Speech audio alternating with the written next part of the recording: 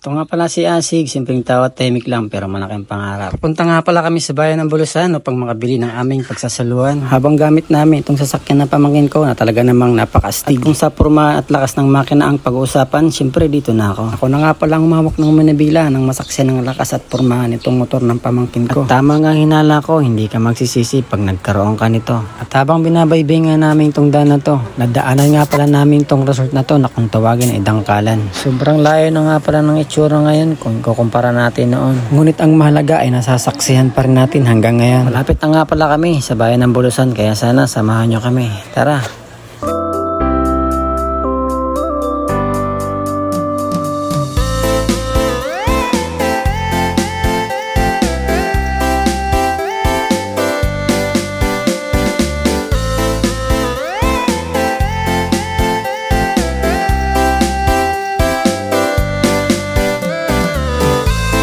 Andito na nga pala kami at agad naman kami dumiretso sa plaza ng Bulusan. Nang sa ganon makapili ng aming pagsasaluhan. Paanga ng manok yung aming napagdesisyonan. Kasi masarap naman to lalo na kung pampulutan. Agad naman kami dumiretso sa karneyang baboy. Nang makabili ng pangnilaga at panghimagas na rin. Kasi sigurado ako marami namang sasakit ng ulo sa karawang ito. Aray ko!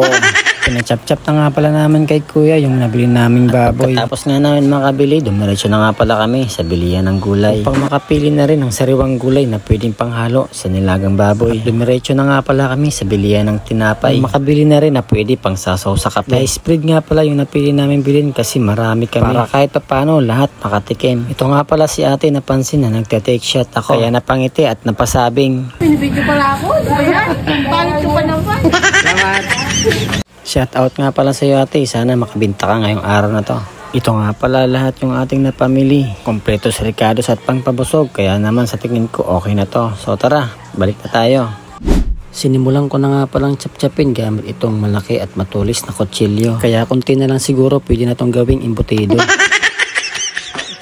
Ito na nga pala ang resulta ng ating pagluluto. Sa tingin ko mukhang katakam-takam at masarap naman. At sa dami namin sigurado pagkaagawan at kulang pa to. At pagkatapos nga namin pagsaluan, nandito na tayo sa part ng kasiyahan. Kung saan hindi mawawala ang inuman at pintuhan na nailalabas lang kapag tinamaan.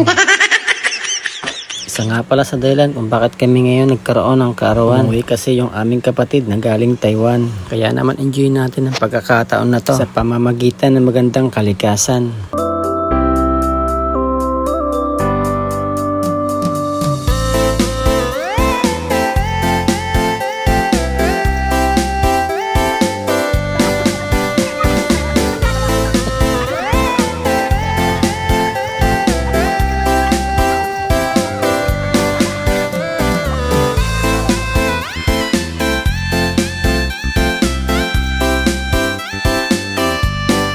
Inabot na nga pala kami ng gabi. Siguro hanggang dito na lang din ang ating video. Maraming salamat nga pala dahil umabot ka sa dulo ng video na to.